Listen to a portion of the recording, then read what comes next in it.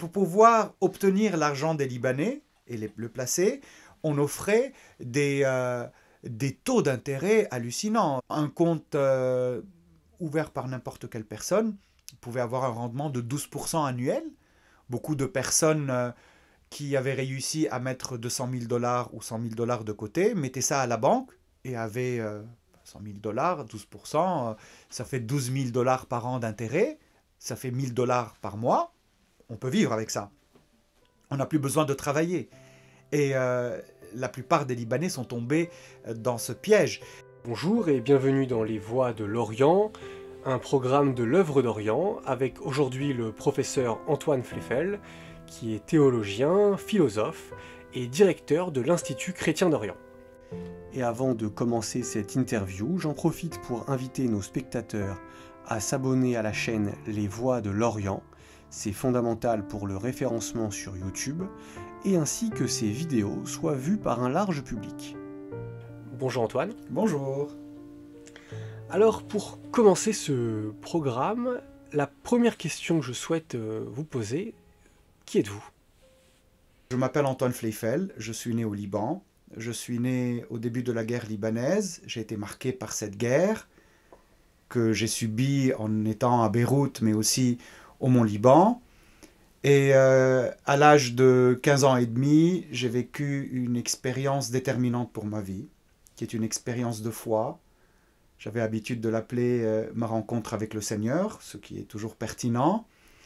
Et c'est cette expérience de foi qui m'a poussé à étudier la philosophie et la théologie. Des études que j'ai poursuivies, non pour être prêtre ou moine ou même prof, mais je me suis lancé dans ces études parce que je voulais comprendre quel est le sens de cette foi qui m'a radicalement transformé.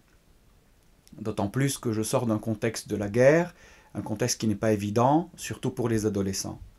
C'est pour cette raison que j'ai poursuivi des études de théologie, de philosophie, de liturgie et de musique à l'université Saint-Esprit de Kaslik pendant 5 ans, de 1995 à l'an 2000. Et en l'an 2000, j'avais un rêve qui était celui de venir en Europe, précisément en France, pour poursuivre 2 doctorats, un en théologie et un autre en philosophie. Toujours dans la même perspective, qui est celle de la compréhension de ma foi profonde. Mais disons que les études que j'ai menées, je les ai menées en ayant toujours comme souci le contexte dans lequel j'ai grandi. D'où mon intérêt prononcé pour les questions comme la géopolitique, la philosophie politique, la théologie contextuelle, des questions qui répondent à un positionnement existentiel que j'avais comme Libanais ayant grandi durant la guerre, et qui consiste à savoir comment le chrétien se positionne vis-à-vis de tout cela. Quel est le sens de ma vie de chrétien au Liban? Quel est le sens d'être chrétien d'Orient? Quel est le témoignage qu'il faut rendre? Quel est le positionnement qu'il faut avoir vis-à-vis de l'islam, vis-à-vis du judaïsme, vis-à-vis de tous les problèmes de la région, vis-à-vis des problèmes internes au Liban, de confessionnalisme, de laïcité, de communautarisme? Donc qui suis-je? Je suis cette personne qui a essayé de comprendre sa foi et qui, dans ce chemin de compréhension, a été menée à se plonger dans la théologie, dans la philosophie, dans la géopolitique. Des questions que j'ai portées dans mon enseignement universitaire. J'ai été professeur à l'Université catholique de Lille de 2012 à 2019, où j'ai enseigné ces matières. Et en 2020, avec le soutien de l'œuvre d'Orient, un groupe de collègues et amis professeurs, nous avons fondé l'Institut chrétien d'Orient, le lieu où j'ai l'occasion de déployer toutes ces compétences que j'ai développées, mais surtout pour moi, après tout ce chemin que j'ai emprunté pour comprendre ma foi, surtout pour moi, le lieu où je peux déployer ma foi, mes convictions profondes, à travers mon travail d'universitaire, à travers mon travail d'engagé pour les chrétiens d'Orient, et à travers toutes les collaborations que je mène avec les collègues ou les institutions partenaires. Au XIXe siècle se pose une question centrale, la question d'Orient. Qu'est-ce que la question d'Orient ? La question d'Orient est une question passionnante. Et normalement, on limite la question d'Orient au XIXe siècle jusqu'à la disparition de l'Empire ottoman, après ou avec la Première Guerre mondiale. La question d'Orient, ce sont ces grandes puissances au XIXe siècle, la France, la Grande-Bretagne, mais aussi l'Empire austro-hongrois ou d'autres, qui cherchent à asseoir leur influence dans l'Empire ottoman, dans le but de le démanteler. Au XIXe siècle, l'Empire ottoman est l'homme malade. C'est un empire chancelant, et chacune de ces puissances veut sa part dans son empire, dans cet empire. Bien sûr, il y a plusieurs considérations dont il faut tenir compte ici. Il y a des considérations économiques, des considérations géographiques, des considérations militaires, géostratégiques, culturelles. Il y a tout cela. Mais en tout cas, ce qui est certain, c'est que ces grandes puissances veulent se partager cet empire ottoman, veulent se partager ces territoires. Et c'est ce que nous verrons se réaliser avec la fin de la Première Guerre mondiale, à travers les accords de Saïx-Picot, mais aussi à travers la conférence de Paris et les autres conférences de paix qui divisent les anciennes terres, les anciens territoires de l'Empire ottoman, et donc qui les distribuent aux grandes puissances, et ce sont principalement deux qui auront la part du lion, à savoir la France et la Grande-Bretagne. Mais il est très important de souligner que dans mes recherches et dans mes analyses, il me semble que cette question d'Orient, elle est toujours en cours. Certes, l'Empire ottoman n'existe plus. Certes, nous ne sommes plus aujourd'hui face à la France et à la Grande-Bretagne qu'il y avait au XIXe siècle. Mais aujourd'hui, la zone qui hérite de l'Empire ottoman, c'est-à-dire le Proche-Orient moderne, qui est né sur les ruines de l'Empire ottoman, est une zone qui est toujours tiraillée entre les différentes grandes puissances, qui cherchent chacune à s'y installer, à avoir son influence, à avoir ses intérêts. Nous avons vu ces dernières années tout le jeu des nations qui avait lieu dans cette région du monde. On peut citer toutes les grandes puissances, que ce soit les États-Unis, que ce soit la Russie, mais aussi la France, mais aussi la Grande-Bretagne, et même la Chine a eu quelques activités diplomatiques. La question d'Orient est toujours là, qui consiste à savoir comment on va se partager ce territoire du Proche-Orient, comment on va avoir une influence ou peut-être des États vassaux dans cette région du Proche-Orient. Et alors dans ce contexte, un mot est popularisé, qui est celui de chrétien d'Orient. Est-ce qu'on peut revenir sur cette notion? Qu'est-ce que ça veut dire chrétien d'Orient? Et pourquoi est-ce que ces chrétiens d'Orient sont au cœur de débat à cause de cette chute de l'Empire ottoman? Au XIXe siècle, les chrétiens qui vivent dans l'Empire ottoman ont été l'objet de protection des grandes puissances. La Russie s'est instituée en protectrice des chrétiens orthodoxes, la France protectrice des chrétiens catholiques et surtout des chrétiens maronites, les Anglais protecteurs des protestants, mais aussi des juifs et des druzes. En tout cas, au XIXe siècle, dans le cadre de cette question d'Orient, chaque grande puissance se constituait en protectrice d'une communauté religieuse, en l'occurrence chrétienne. Et c'est au nom de cette protection, qui était une épée à double tranchant, d'un côté on protégeait, et il y avait des principes spirituels qui menaient à ça, des principes religieux, mais d'un autre côté aussi, on instrumentalisait. Parce que cette protection des communautés chrétiennes était l'occasion pour ces grandes puissances de pouvoir s'installer davantage au sein de l'Empire ottoman. C'est au XIXe siècle qu'on a nommé ces chrétiens de l'Empire ottoman protégés, on les a nommés chrétiens d'Orient. Et le terme chrétien d'Orient est un terme qui est très français. J'ai étudié la question depuis le début du XIXe siècle. Les premières mentions dans le sens moderne qu'on utilise pour ce terme, parce qu'au XVIIIe, XVIIe et XVIe, j'ai trouvé des traces du terme chrétien d'Orient, mais il était utilisé dans le sens de christianisme oriental. Donc tous les christianismes issus de la partie orientale de l'Empire romain. Néanmoins, au XIXe siècle, dans les années 30, on utilise chrétien d'Orient pour parler des chrétiens grecs, et nous sommes dans le cadre de la révolte grecque, de la révolution grecque, donc le début des nationalismes au sein de l'Empire ottoman. La Grèce devient autonome, indépendante de l'Empire ottoman. Dans les années 60, avec les massacres du Bon Liban, on appelle chrétiens d'Orient les maronites, mais aussi on applique l'expression chrétien d'Orient pour des chrétiens arméniens, assyriens, chaldéens. Cette expression a évolué au XIXe siècle. Et ensuite, avec le début du XXe siècle, elle va avoir une extension géographique, et l'œuvre d'Orient y est pour beaucoup, Et on va appeler aussi les chrétiens de l'Europe de l'Est chrétiens d'Orient, puisque Est et Orient sont deux termes qui veulent dire la même chose. Mais d'une manière stricte, au XIXe siècle, chrétiens d'Orient désigne surtout les chrétiens de l'Empire ottoman. Et lorsqu'au XXe siècle, l'Empire ottoman disparaît et que le Proche-Orient moderne naît, ces chrétiens de l'Empire ottoman qu'on appelait chrétiens d'Orient se sont toujours appelés chrétiens d'Orient, et ceux qu'on a appelés chrétiens d'Orient au XXe siècle sont les chrétiens qui vivaient dans l'Empire ottoman et qui vivent désormais au Liban, en Syrie, en Israël-Palestine, en Égypte, en Irak, les quelques chrétiens qui restent en Turquie, les chrétiens de la Perse ou de l'Iran. C'est vrai que l'Iran était en dehors de l'Empire ottoman, mais vu la proximité des communautés, parce qu'en Iran, il y a des communautés qu'on retrouve dans les autres pays environnants et qui sont concernés par cette question d'Orient, comme par exemple les Assyriens, les Chaldéens ou les Arméniens. Donc même eux, on les a appelés chrétiens d'Orient. Donc la notion de chrétien d'Orient, à l'encontre de la notion de christianisme oriental, qui est une notion religieuse, qui est une notion théologique, qui est une notion spirituelle, ou peut-être géographique, pour désigner le christianisme des régions orientales de l'Empire romain, ou de ce qu'on appelle l'Empire byzantin. Chrétien d'Orient, cette notion est une notion éminemment géopolitique, parce qu'elle désigne et elle porte en elle des problématiques qui ont été vécues au XIXe siècle et que ceux qu'on désigne comme étant chrétiens d'Orient portent toujours en eux. Et ces problématiques sont très claires.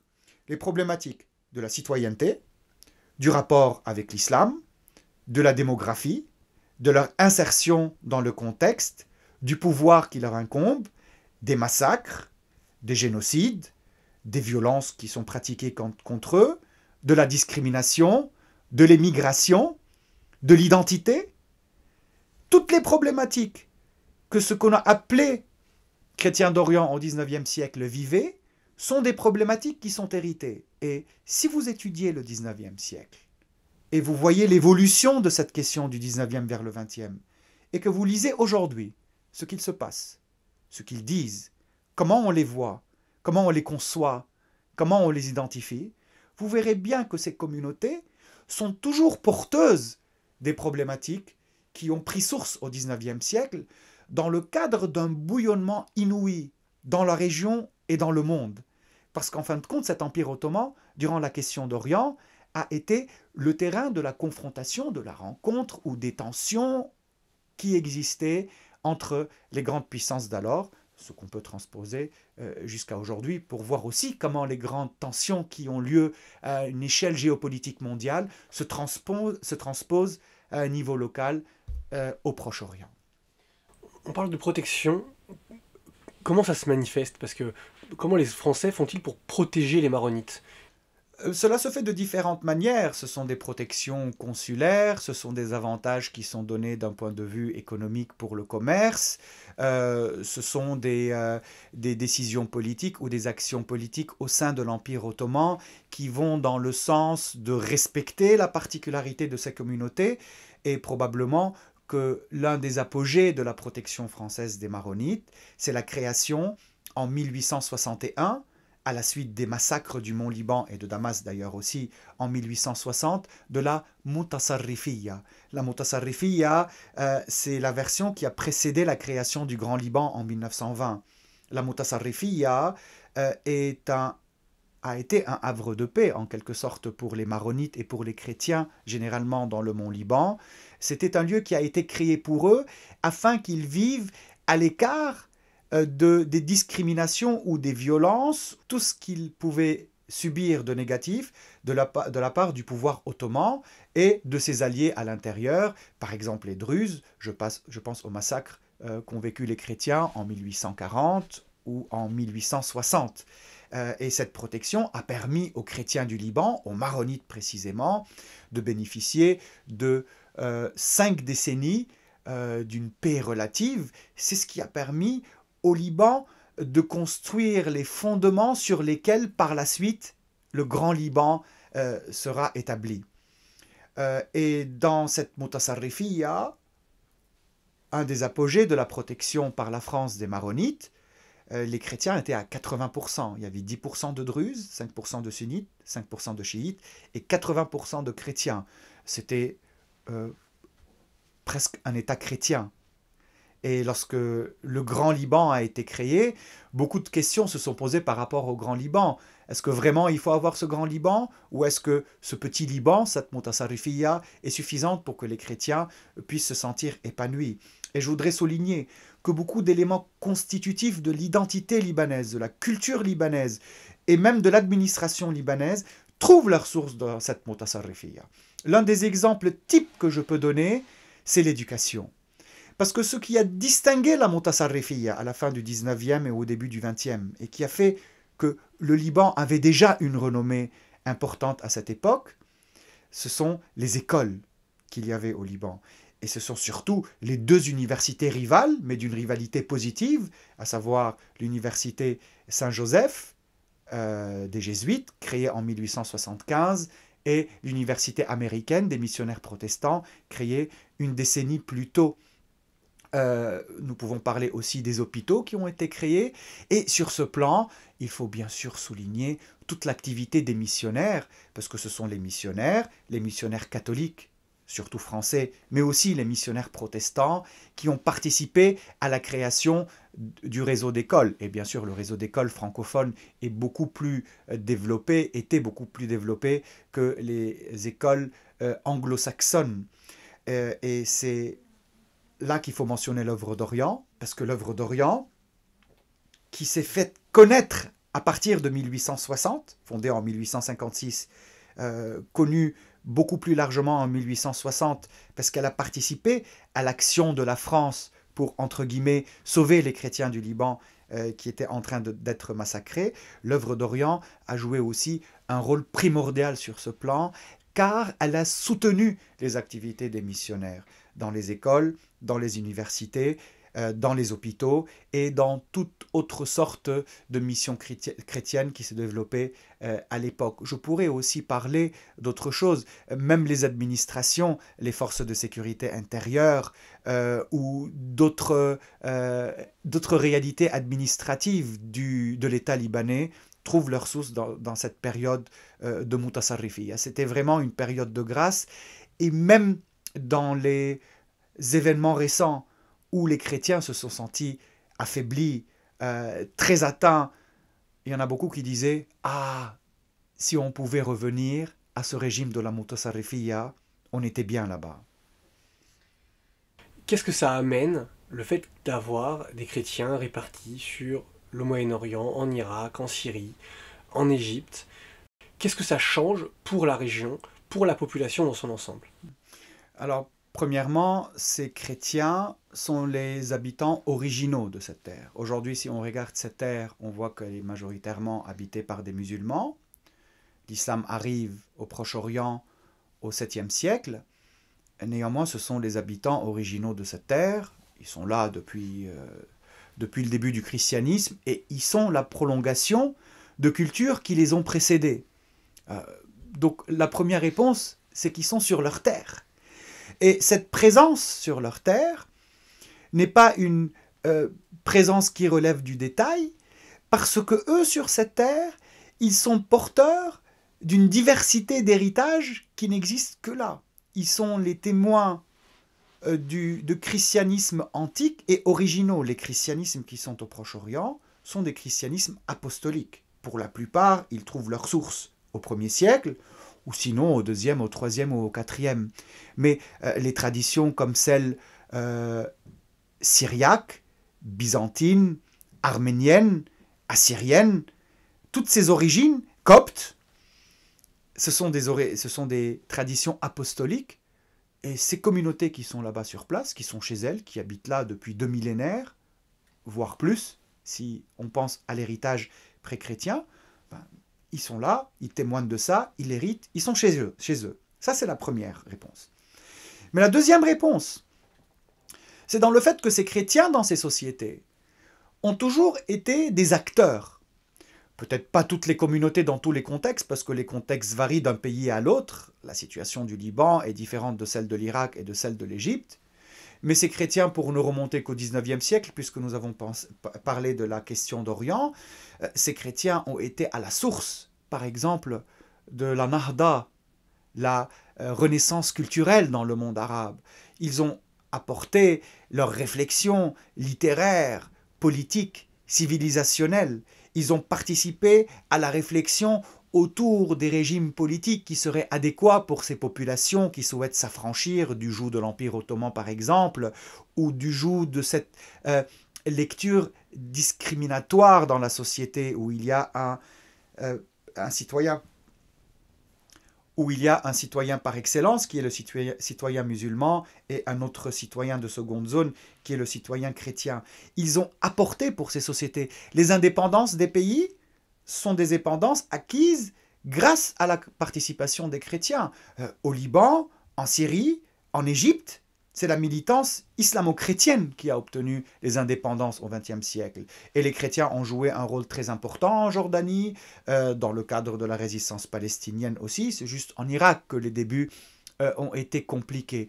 Donc, ces chrétiens, leur présence, non seulement parce que ce sont les habitants, mais parce que leur présence dans ces contextes sont des présences actives, parce qu'eux ne se conçoivent pas comme des éléments exogènes dans ces contextes. On a tendance, lorsqu'on les regarde de l'Occident, à croire que les chrétiens, ce sont des réalités à part, des îlots qu'il faut absolument sauver. Non, non, non, ce sont des habitants de la terre, ce sont des citoyens.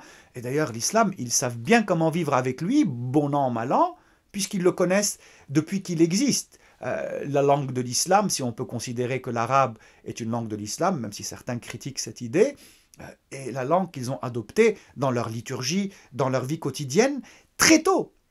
Au 8e, 9e siècle déjà, il y avait des traductions arabes de la Bible et des réflexions théologiques écrites en langue arabe. Donc eux sont des éléments actifs dans ces sociétés.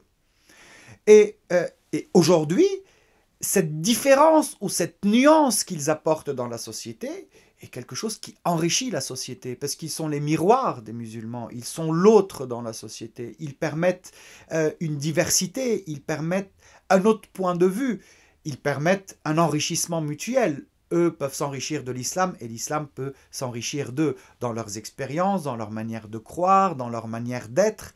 Les frontières, quand on est en Orient à l'encontre de quelqu'un qui lit sur les chrétiens d'Orient en Occident, les frontières parfois sont quasi inexistantes. Qui est le musulman? Ben, c'est le voisin, c'est celui avec qui on travaille, c'est celui avec qui on a des problèmes, c'est celui qui est le meilleur ami. Et donc cette présence apporte une richesse politique, sociale, une richesse de réflexion, une richesse de pensée. Mais je voudrais rajouter un troisième élément, et à mon avis, c'est l'élément le plus important de la présence des chrétiens en Orient. Et je parle comme croyant. Je ne crois pas que la présence des chrétiens en Orient est un accident, ou que cette présence est juste fortuite. Si les chrétiens sont en Orient, c'est que Dieu veut qu'ils rendent un témoignage spécifique de lui dans cette région du monde. Un témoignage qui n'est pas comme le témoignage que d'autres chrétiens, qui ont aussi leurs particularités dans d'autres endroits du monde, peuvent rendre. C'est un témoignage sur un territoire d'origine, avec une religion qui fait parfois peur en Occident, dans une région qui est très malheureusement depuis sa naissance, donc depuis la naissance du Proche-Orient dans les années 20 du XXe siècle, depuis sa naissance en état de guerre, en état de tension, conflit israélo-palestinien, israélo-arabe, 1967, 1973, l'État islamique, Al-Qaïda, la liste est très longue. Et ces chrétiens qui sont là ne sont pas là juste pour dire « ouais, nous sommes les habitants originels ». Ces chrétiens qui sont là ne sont pas seulement pour dire « oui, nous sommes l'autre dans la société », mais je crois que ces chrétiens sont porteurs d'une vocation profonde dans cette terre du monde. Et cette vocation profonde, c'est de témoigner du Christ sur ce territoire. Et c'est ce qui est le plus important. Et plus important que tous les discours identitaires, plus important que tous les chiffres, on est obsédé par les chiffres, combien ils sont, les migrations, il n'y en a plus beaucoup, il faut le sauver, il faut les aider. Plus important encore que les droits, même si les droits c'est très important et la citoyenneté c'est fondamental pour qu'il y ait une société juste. Mais je crois que l'élément fondamental auquel ils sont appelés, c'est d'être les témoins du Christ et d'apporter le Christ à cette région.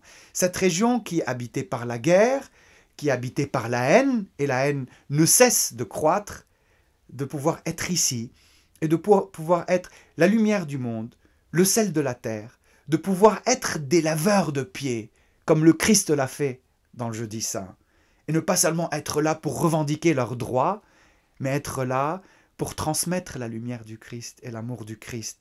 Parce que cette terre, qui très malheureusement aujourd'hui est plantée de bombes et d'obus et de morts, cette terre aujourd'hui qui boit du sang des victimes et des innocents, cette terre, les chrétiens d'Orient ont quelque chose à dire en disant « cette terre, on veut l'arroser avec l'eau de vie que le Christ nous donne. » Et c'est à partir de ce témoignage chrétien que tout doit être mené. Pour moi, c'est ça le point de départ. J'ai commencé d'une manière laïque en parlant de « ils sont les habitants originels, il y a une société », mais pour moi, le plus important, c'est que ces chrétiens puissent apporter le Christ. Et je suis très marqué par une idée théologique que m'a transmis l'un de mes maîtres en théologie, feu Père Michel Hayek, qui disait que les chrétiens d'Orient, le jour où ils seront devant Dieu, auront à répondre d'une seule question. Il leur dira « Comment avez-vous témoigné du Christ auprès des musulmans? Comment avez-vous apporté le Christ aux musulmans ?» Et je crois que c'est la plus grande responsabilité qu'ont les chrétiens d'Orient en Orient, c'est d'apporter le Christ aux musulmans et à tout le monde, et aux juifs, et aux athées, et à toute personne qui regarde ces chrétiens, mais aussi quand ils sont en diaspora, et 40% des chrétiens d'Orient aujourd'hui sont en diaspora, de continuer à apporter ce Christ là où ils sont, et peut-être de transmettre une lecture positive et une expérience positive de la rencontre avec l'islam. Parlons maintenant d'un territoire plus précis que vous connaissez bien, le Liban. Au milieu du XXe siècle, le pays était réputé pour sa prospérité économique. Il était vu comme un message au monde pour la coexistence entre ces communautés religieuses. Comment a-t-il sombré dans une instabilité politique et dans une crise économique profonde, comme nous le voyons aujourd'hui? Le Liban est un pays qui, dès sa naissance, l'indépendance c'est 1943, le retrait de toutes les forces étrangères c'est le 31 décembre 1945, donc le Liban est de facto indépendant dès le 1er janvier 1946, mais le Liban, dès le début de son existence, a dû faire face à de nombreuses apories. Et on a essayé, décennie après décennie, de résoudre ces problèmes, mais très malheureusement, ces problèmes reviennent tous. Et ce qui est remarquable quand on lit l'histoire des pays et leur genèse, on se retrouve aujourd'hui, en 2025, face à des problèmes structuraux.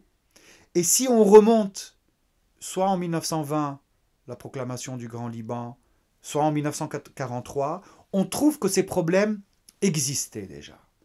Et ces problèmes ont comme source diverses choses.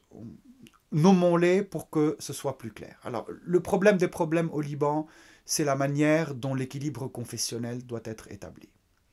Et on a constaté, depuis l'indépendance jusqu'à aujourd'hui, plusieurs cycles. Un cycle des années 40 jusqu'au début de la guerre libanaise, qui est celui du maronitisme politique, où les maronites avaient la prééminence. La guerre rebat les cartes. Après la guerre, on rentre dans un cycle de sunnisme politique, avec Hariri, qui dure jusqu'en 2005, son assassinat. Et puis nous rentrons dans un autre cycle, qui est celui du chiisme politique, qui dure des années 2000, on peut dire jusqu'en 2024, jusqu'à la guerre qui a eu lieu entre Israël et le Hezbollah, et qui a grandement affaibli le Hezbollah, et qui lui a coûté d'ailleurs son secrétaire général, qui est son emblématique chef historique. Et aujourd'hui, la même question se pose, quel équilibre trouver entre les communautés? Et chaque communauté a ses revendications. Les chrétiens disent, après la guerre, on a perdu une partie de notre pouvoir, on veut récupérer une partie de ce pouvoir pour nous sentir en sécurité. Les chiites disent, mais nous, on a été opprimés durant plusieurs décennies au début du Liban, on a pu récupérer notre pouvoir qu'avec les armes, notamment ceux du Hezbollah. Vous n'allez pas nous remettre dans une situation d'oppression. Et les sunnites disent, nous sommes la communauté classique du Liban, et nous, nos droits, où en sommes-nous du pouvoir? Ce sont des tensions qui reviennent. Parce que le Liban n'a pas réussi à construire une citoyenneté. Or, en 1920, dans le projet du Grand Liban, il était question de créer une citoyenneté. Une citoyenneté qui fait que le Libanais a un rapport avec son pays non à partir de sa communauté religieuse, je suis maronite libanais, je suis chiite libanais, sunnite libanais, mais à partir de son appartenance au Liban. Cela, on n'a pas réussi à le faire, parce que les différentes communautés regardaient chacune dans un sens. Par exemple, les maronites regardent dans le sens de la France, les sunnites dans le sens du Golfe arabe, les chiites dans le sens de l'Iran. Chacun, avant d'avoir une allégeance à ce pays, même si dans les communautés on trouvera toujours des personnes qui aiment sincèrement le Liban, chacun regarde dans le sens de sa vision du Liban. Un Liban chrétien, un Liban arabe, un Liban faisant partie de l'axe de la résistance, on a eu tout. Donc cette question communautaire, qui est en même temps la richesse du Liban, qui peut être exploitée très positivement, et malheureusement aussi sa malédiction, parce que le Liban se retrouve face à plusieurs communautés qui a chacune sa vision, qui a chacune ses allégeances et qui a chacune sa compréhension de l'homme. Donc ça, c'est un problème fondamental qu'il y a au Liban, sa constitution communautaire. Et aujourd'hui, peut-être qu'avec les effondrements et avec tous les malheurs que subit le Liban, la conscience de devoir créer un pays citoyen, un pays pour tous, à l'égard de la logique confessionnelle, peut-être que cette logique aujourd'hui va se réaliser. Peut-être que ces malheurs vont pousser les Libanais à se dire, mais en fin de compte, aller dans le sens d'une pensée confessionnelle n'a mené jusque-là qu'à des problèmes. Pourquoi nous n'essayons pas de mettre ces considérations, même s'il est très difficile de les mettre de côté, mais on peut toujours trouver des architectures ou des solutions pour créer un Liban. La deuxième chose qu'il faut mentionner, c'est que le Liban est un État tampon, malheureusement. Mais il ne l'est pas seulement depuis un siècle ou deux. Il est un État tampon depuis, ou cette zone du monde est un État tampon depuis plusieurs millénaires. Quelle que soit la configuration qu'on retrouve avec l'Empire perse, l'Empire babylonien, l'Empire égyptien, les pharaoniques et tout, cette parcelle de terre est toujours un passage. C'est un passage entre l'Europe et l'Asie et l'Afrique, entre l'Orient et l'Occident. C'est un passage économique, c'est un passage culturel. Et malheureusement, c'est vrai que ce passage crée beaucoup de richesses sur place, parce qu'on profite de toutes les cultures et de tous les héritages, mais c'est aussi un lieu où se vivent les tensions et les intérêts différents qui existent entre ces pays. Et le Liban, depuis qu'il existe, fait face à plein de séismes qui l'entourent. Création de l'État d'Israël en 1948, avec toutes les conséquences que ça a eues, les réfugiés palestiniens, la cause palestinienne, la question palestinienne, le conflit israélo-arabe, la guerre de 1967, la guerre des 6 jours, la guerre de 1973, la guerre du Kippour, la guerre libanaise 1975-1990. Tout cela se vivait au Liban. La guerre froide avait des frontières à Berlin, à travers le mur de Berlin, mais avait ses frontières aussi à Beyrouth et au Liban, avec une partie des Libanais qui est pro-occidentale et une autre partie qui est pro-soviétique. Toutes les tensions géopolitiques vécues au sein du Proche-Orient et sur la scène géopolitique mondiale se répercutent sur le Liban, qui a un problème confessionnel, des communautés religieuses qui veulent chacune sa part du gâteau, parce que c'est ça le régime confessionnel au Liban. Quel est ton poids démographique? Selon ton poids démographique, je te donne une part du gâteau. Sauf que lorsque les équilibres démographiques ont changé, il y a des communautés qui ont voulu une plus grande part, et d'autres qui n'ont pas voulu donner une plus grande part. Et c'est l'une des causes de la guerre libanaise. Donc le Liban est entouré de séismes géopolitiques et de séismes idéologiques. Le nasserisme, dans les années 60, l'islam politique, les frères musulmans, la révolution islamique en Iran, le régime dur des Assad à côté en Syrie, l'État d'Israël, l'occupation du sud du Liban, il y a eu tout ça. Donc le Liban, havre de paix, c'est l'idéal. C'est un idéal qui a pu être vécu pendant certaines périodes de la vie du Liban. Mais néanmoins, dans la réalité des choses, le Liban est un pays qui a toujours vécu des séismes, qui a toujours vécu les conséquences de ce qui se vivait, sur la scène internationale et sur la scène régionale, et c'est toujours le cas aujourd'hui. Mais, et c'est là que je passe à mon troisième point, mais néanmoins cette idée de havre de paix, elle s'est un peu concrétisée, notamment dans ce qu'on appelle l'âge d'or du Liban, ou les 30 glorieuses de l'indépendance jusqu'au début de la guerre, donc les années 50, 60 et 70.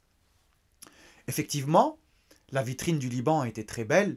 Le Liban était ce pays arabe qui avait à sa tête un président chrétien. Enfin, pays arabe, à l'époque, les chrétiens refusaient que le Liban soit appelé un pays arabe. Il y avait des considérations trop complexes pour être évoquées maintenant, mais c'est au nom d'un nationalisme libanais ou d'un certain phénicianisme qui aujourd'hui est peu évoqué parce que le contexte a changé. Mais néanmoins, cette vitrine où on montrait le tourisme, le secret bancaire, les Beyrouth qui ressemblent à des villes européennes, mais quand même avec un cachet oriental. Cela masquait, durant ces années de l'âge d'or du Liban, cela masquait des problèmes structurels.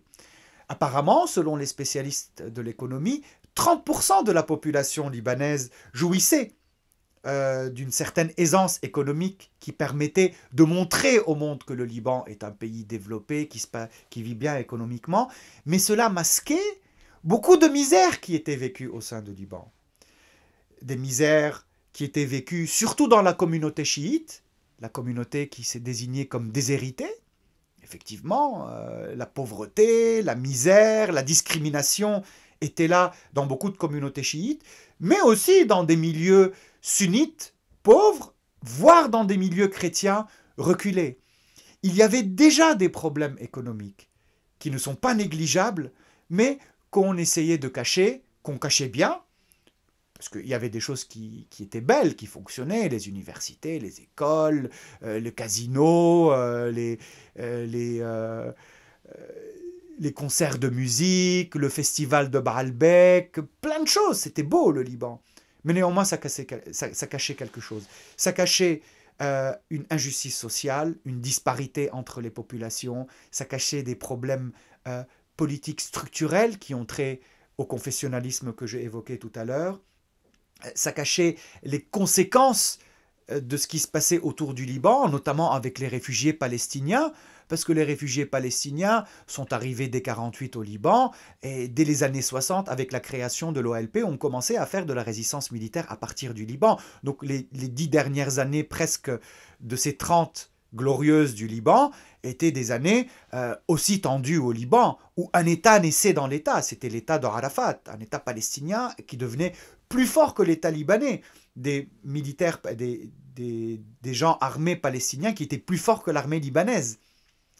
Le problème structurel était là. C'est une très grosse erreur de se dire le Liban tout allait bien, avec le début de la guerre ça a commencé à dégringoler, c'est la faute de la guerre. Non, non, non, il y a un problème dès le début, un problème confessionnel, un problème de l'environnement et un problème lié à la structure économique telle qu'elle a été construite. La guerre finit, on se met à la reconstruction, et très malheureusement, les politiques économiques qui ont été adoptées au Liban au sortir de la guerre, au début des années 90, sans les chrétiens.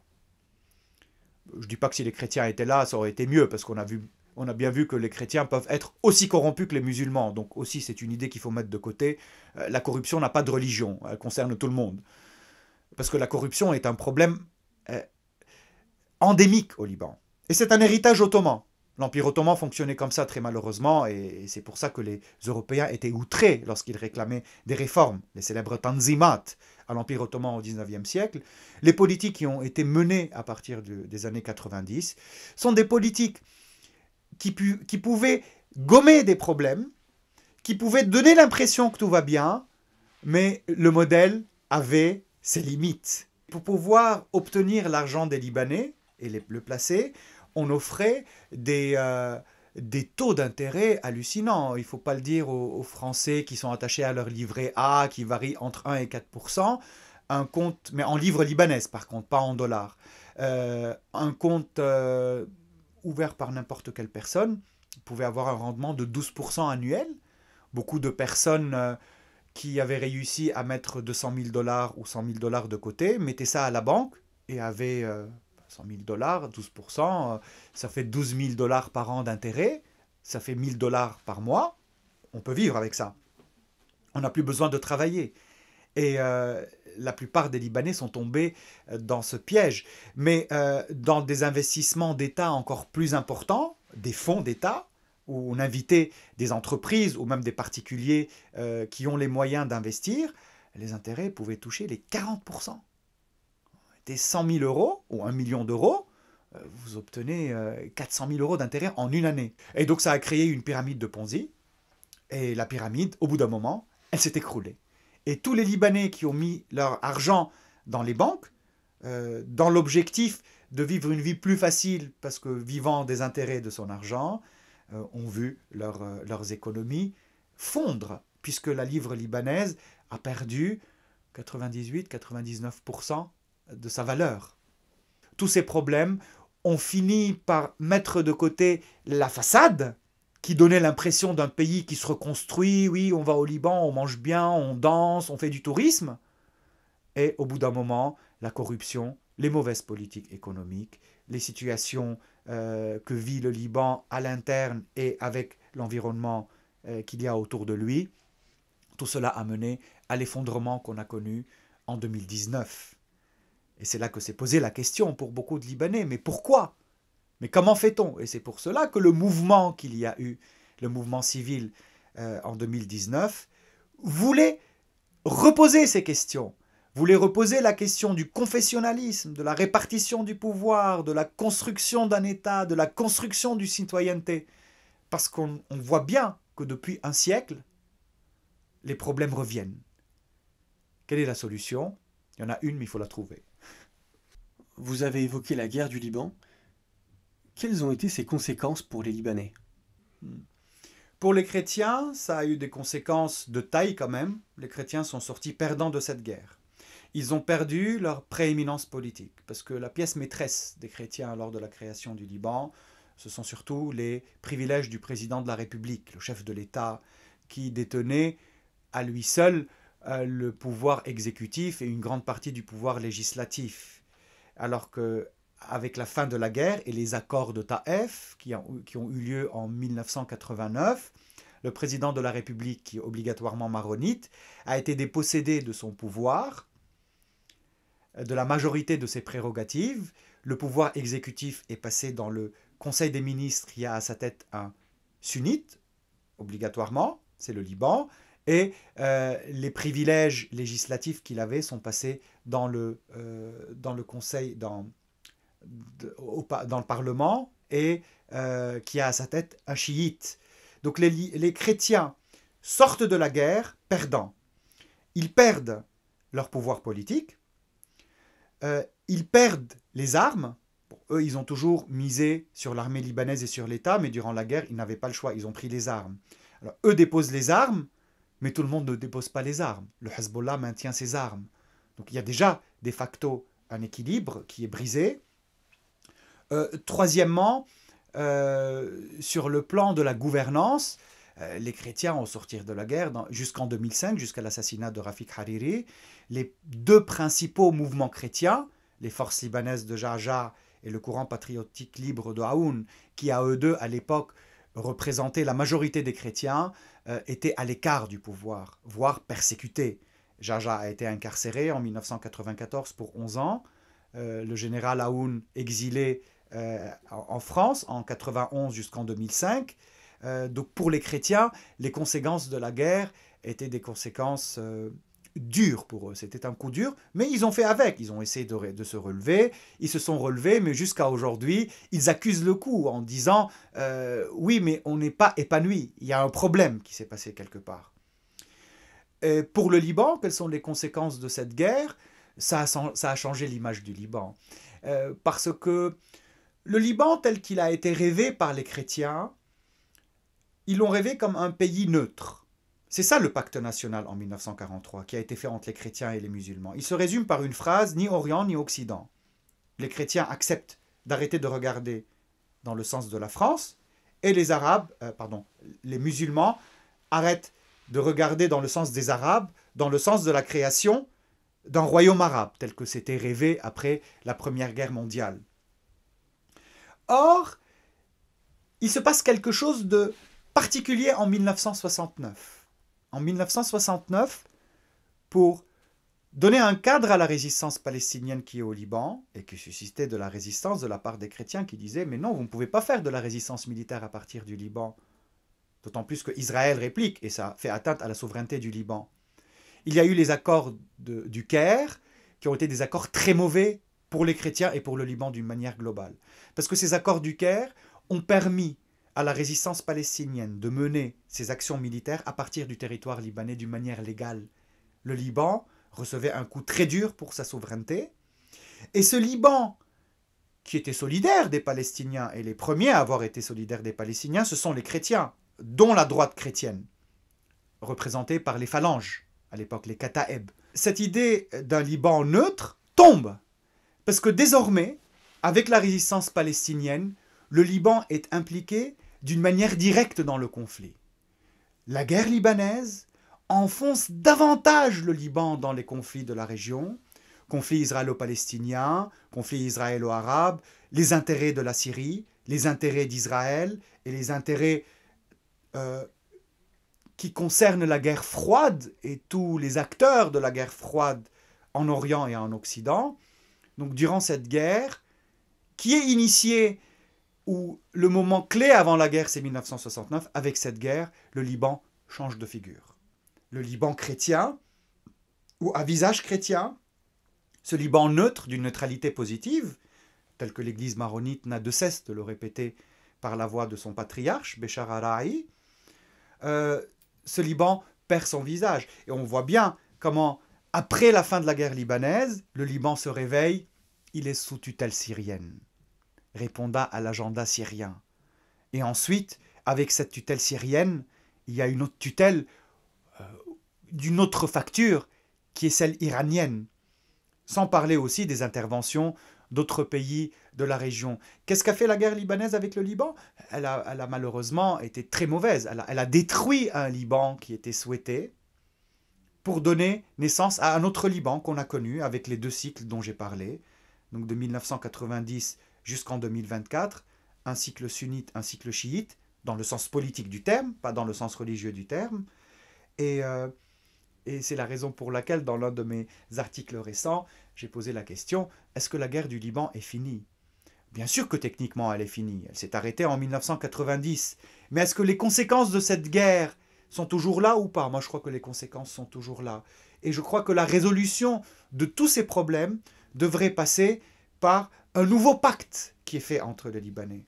Un nouveau pacte où les Libanais pourraient se dire enfin, pour une fois, tous, pas une partie, parce qu'en 2005, une bonne partie des chrétiens et une bonne partie des sunnites se sont dit on va essayer de laisser tomber nos appartenances communautaires lors de la révolution du Cèdre et on veut parler du Liban, on veut œuvrer pour le Liban. En 2019, il y a eu les mêmes discours qui se sont étendus aussi vers certaines parties de la communauté chiite.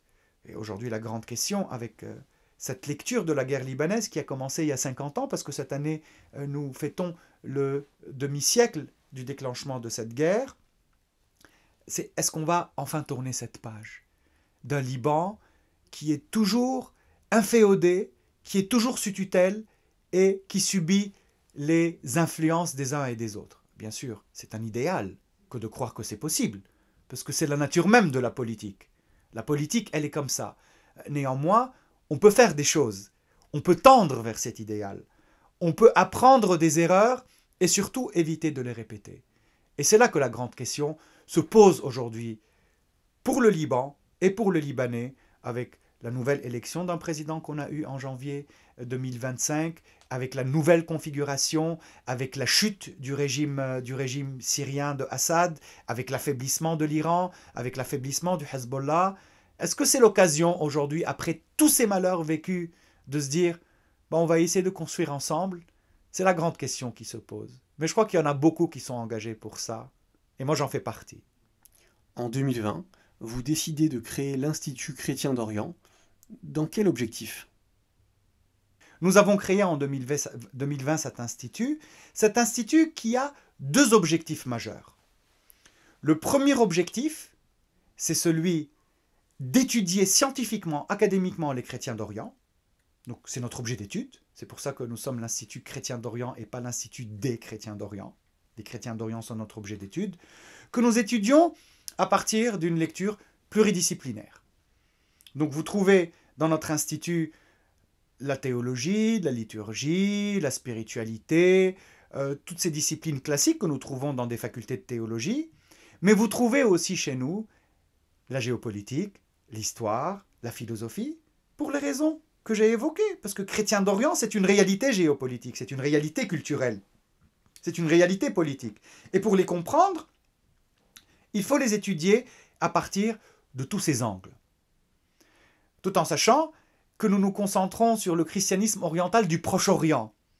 Et dans le monde académique, c'est un peu le parent pauvre des études académiques. On a surtout des études sur le monde byzantin, par exemple. Mais sur le Proche-Orient spécifiquement, et surtout dans la période contemporaine, il y a très peu d'études. L'Institut chrétien d'Orient vient là pour étudier les chrétiens d'Orient à partir de cet angle académique pluridisciplinaire, mais aussi pour être complémentaire aux autres facultés de sciences religieuses ou de théologie qui n'étudient pas spécifiquement. Nous ne faisons pas de doublons chez nous, il n'y a pas des cours classiques qui se donnent dans les facultés de théologie qu'on donne chez nous. Si dans les facultés de théologie, il y a des cours de patrologie grecque, par exemple, nous étudions la patrologie arabe et la patrologie syriaque ou arménienne. On s'intéresse à des études qui ne sont pas vraiment mises en valeur ou abordées dans d'autres facultés. Tous nos cours se donnent en ligne avec un service replay. Si vous n'avez pas le temps d'assister au cours au moment du cours, vous avez la vidéo que vous pouvez suivre après. Toute personne peut s'inscrire à l'Institut chrétien d'Orient. Elle peut s'inscrire comme candidat libre, sans vouloir valider. Elle peut s'inscrire dans une perspective de validation et de diplomation. Dans notre public, nous avons vraiment de tout.